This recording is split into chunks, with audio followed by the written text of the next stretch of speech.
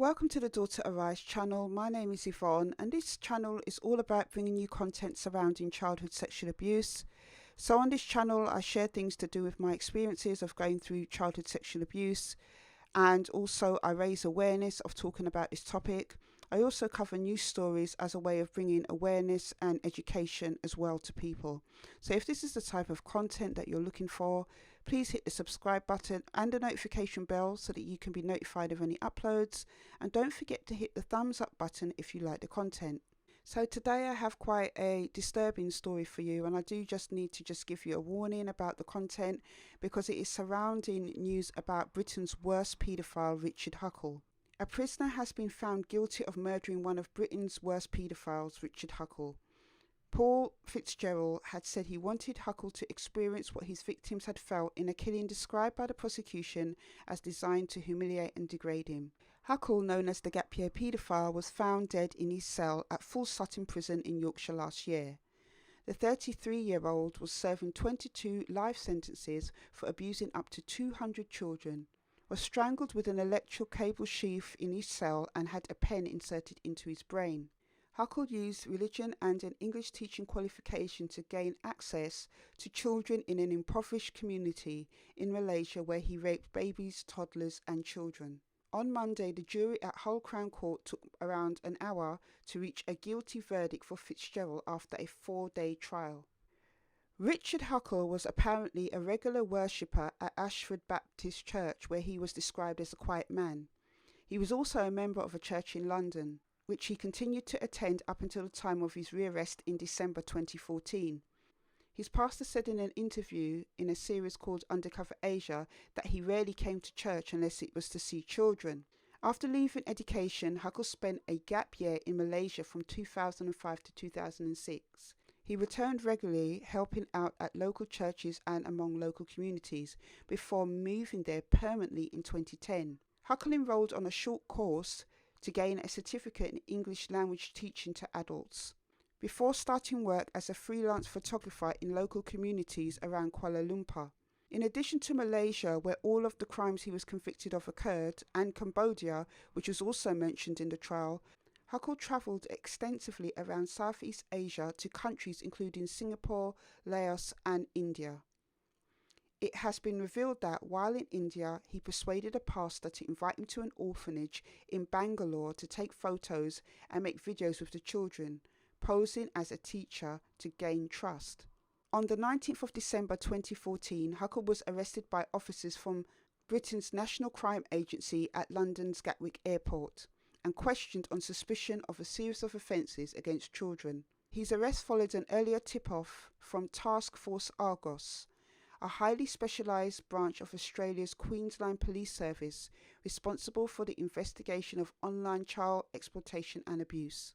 Huckle initially refused to answer officers' questions and was bailed under the condition that he stayed at his parents' house, while his camera, mobile phone, laptop and computer hard drives were seized.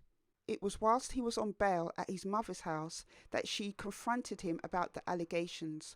Huckle admitted raping children aged 3 to 13, at which point his parents refused to allow him to remain in the house and telephoned the police.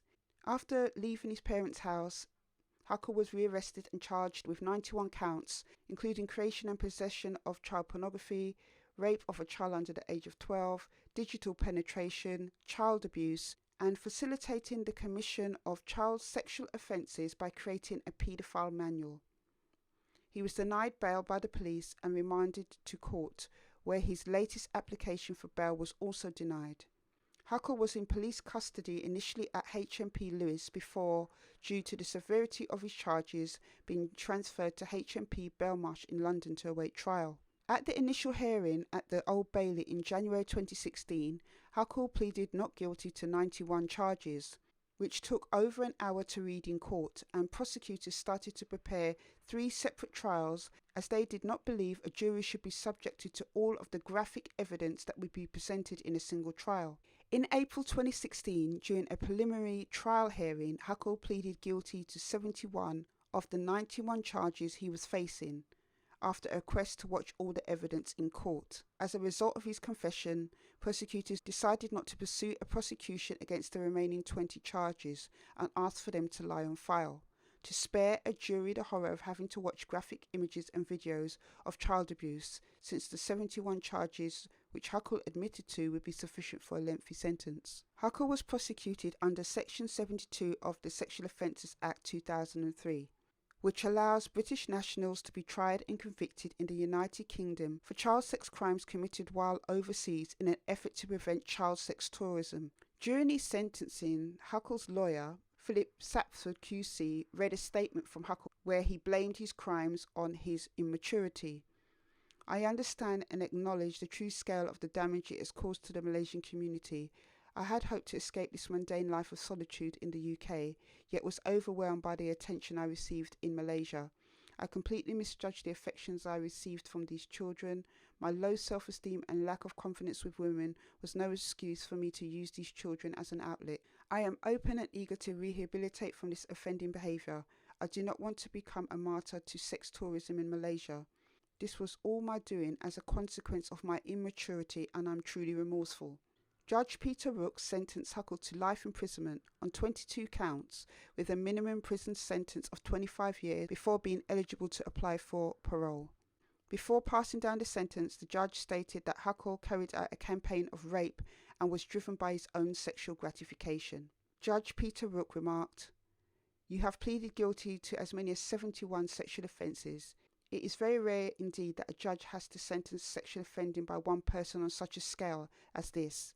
In my view, you may well harbour feelings of regret, but there is no feeling of genuine remorse in this case."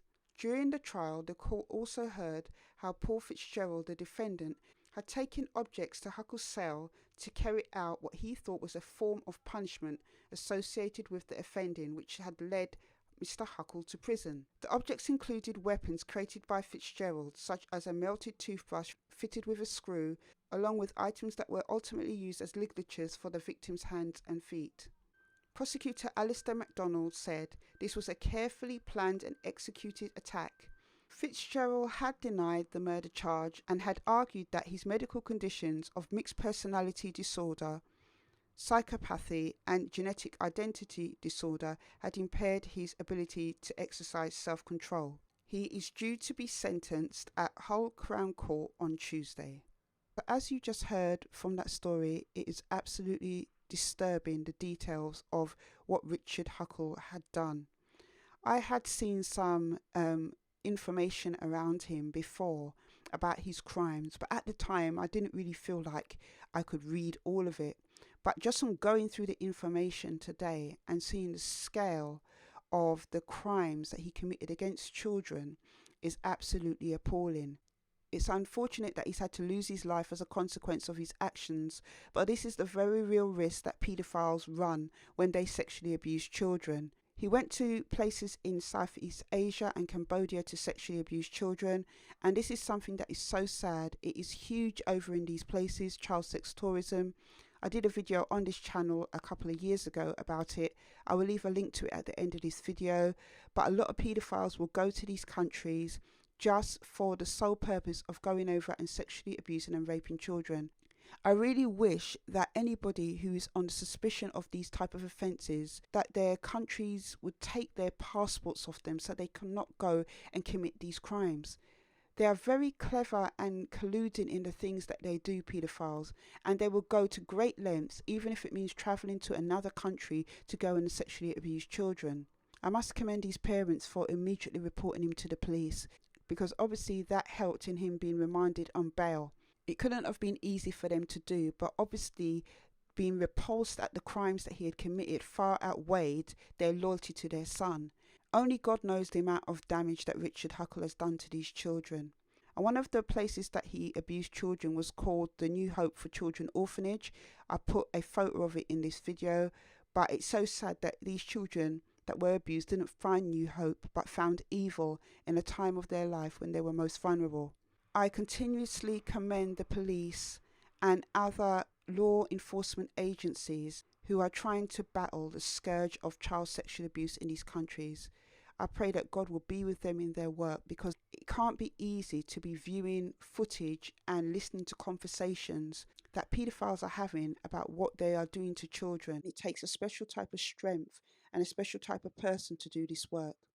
Anyway, that is just my video for today. I will leave a link to the story in the description box below. I will see you on the next one.